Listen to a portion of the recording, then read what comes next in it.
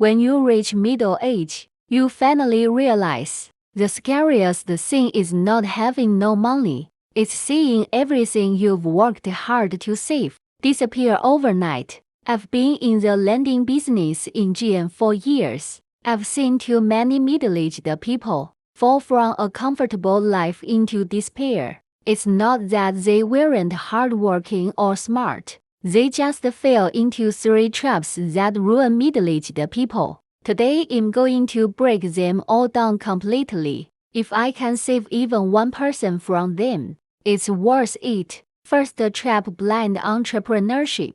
The biggest mistake middle-aged people make is feeling insatisfied. They see others making money in business and want to take a gamble too, so they mortgage their houses, borrow from relatives, and jump into projects. But the success rate of starting a business is less than 5. Those who succeed have resources, connections, or skills. Many of us only have passion and frustration with our current life. What's worse, middle-aged people can't afford to fail. Young people can start over, but when you're middle-aged, you have parents to support and kids to raise. One failure can destroy you completely. Remember, for middle-aged people, stability is worth more than any opportunity. Second trap: reckless investing. When you have some savings in middle age,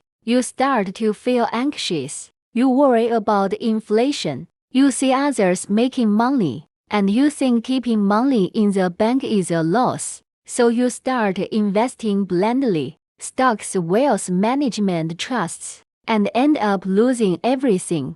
I once had a client, a civil servant. After 20 years of work, he saved about 800,000 yuan. He put it all into a so-called risk-free, guaranteed profit project. 6 months later, the platform collapsed. All 800 万 is gone. He told me that was 20 years of savings, money for his child's college tuition, money for his parents' retirement. Remember, most ordinary people cannot beat inflation with investing. Better to keep your money safely in the bank than risk losing everything. At least you still have your principal. Third trap: overspending on children. The biggest weakness of middle-aged parents is their kids. They're willing to spend anything for them. School district houses, expensive schools, tutoring, studying abroad,